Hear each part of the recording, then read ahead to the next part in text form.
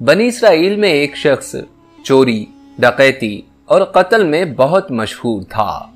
वो शख्स निहायत मामूली बात पर किसी को भी कत्ल कर देता। होते होते उसके हाथ से 99 अफराद का कत्ल हो चुका। उसके बाद उसके दिल में एहसास पैदा हुआ कि मुझे भी तो अल्लाह के यहाँ जाना है। चुनाचे ये फिक्र बढ़ता रहा और लोगों से मालूमात करते हुए वो शख्स सरगर्दा फिरने लगा कि क्या मेरी तौबा कबूल हो सकती है या नहीं। किसी आलिम शख्स से मुलाकात की फिक्र हुई कि मालूम किया जाए कि ऐसे शख्स की तौबा कबूल हो सकती है या नहीं। लोगों ने एक आबिद शख्स के पास जाने का मशवरा दिया। उस शख्स ने उस आबिद शख्स के पास जाकर मसला मालूम किया कि क्या मेरी तौबा कबूल हो सकती है और क्या मेरी मगफिरत हो सकती है, जबकि मैंने 99 इंसानों को जान से मार दिया है। तो उस आबिद को मसला मालूम नहीं था, तो उसने अपनी अक्ल से कयास आराई की कि जो आदमी 99 इंसानों को जान से मार सकता है उसकी मगफिरत कहां से होगी। चुनाचे उसने कह दिया कि तेरी तौबा कबूल नहीं होगी। उस शख्स ने गुस्से और जलाल में आकर उस आबिद को भी कत्ल करके 100 कत्ल पूरे कर दिए। उस शख्स ने सोचा कि जब मेरी तौबा कबूल नहीं होती है तो लाओ तुझे भी खत्म करके 100 पूरे कर देता हूं। मगर उसके दिल में तरद्दुद बाकी रहा कि मेरी मगफिरत की कोई शक्ल जरूर होगी।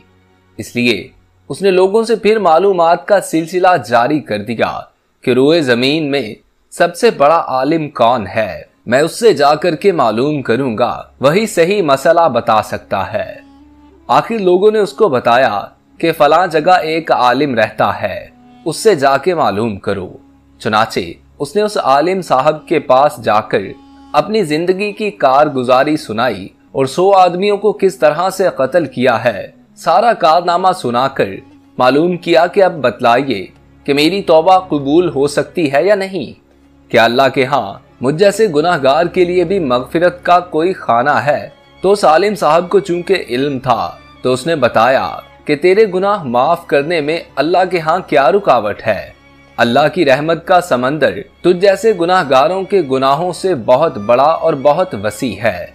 चुनाचे उस आलिम साहब ने मशवरा दिया कि तुम फलां जगह सफर करके जाओ, वहां कुछ अल्लाह के बंदे रहते हैं, उनका मशगला सिर्फ अल्लाह की इबादत है। उनके साथ मिलकर अल्लाह की इबादत करो और नादिम होकर अपने गुनाहों की माफी मांगो, इंशाअल्लाह तुम्हारी मगफिरत हो जाएगी। जब उस शख्स ने आधा रास्ता तय कर लिया तो मलकुल मौत आ गए और उसकी मौत हो गई। अब उसकी रूह ले जाने का मसला खड़ा हुआ। आसमानों से रहमत के फरिश्ते भी आए और आजाब के फरिश्ते भी। रहमत के फरिश्ते कहने लगे कि इसकी रूह ले जाने का हक सिर्फ हमको है, इसलिए कि ये सच्चे दिल से ताइब होकर इबादत के लिए जा रहा है। और आजाब के फरिश्ते कहने लगे कि इसकी रूह ले जाने का हक हमको है, इसलिए कि इस शख्स ने कभी कोई नेक काम नहीं किया, पूरी जिंदगी गुनाहों में गंवा दी। इसी दौरान आसमानों से आदमी की शक्ल में एक फरिश्ता आया। बाज रिवायात से मालूम होता है कि ये आने वाला फरिश्ता हजरत जिब्रील अमीन अलैहिस्सलाम थे। चुनाचे उस फरिश्ता ने तशरीफ लाकर दोनों तरह के फरिश्तों के दरमियान ये फैसला किया कि दोनों तरफ की मुसाफत नाप करके देख लो, जहां से आ रहा है वहां की मुसाफत करीब है या जहां जा रहा है वहां की मुसाफत करीब है। लिहाजा जहां की मुसाफत करीब हो इस शख्स को वहां वालों में शुमार कर दिया जाए। दोनों तरफ की जमीन नाप कर देखी गई तो जहां जा रहा था यानी नेकी के रास्ते की मुसाफत आने वाले रास्ते के मुकाबिल में सिर्फ एक बालिश्त करीब थी।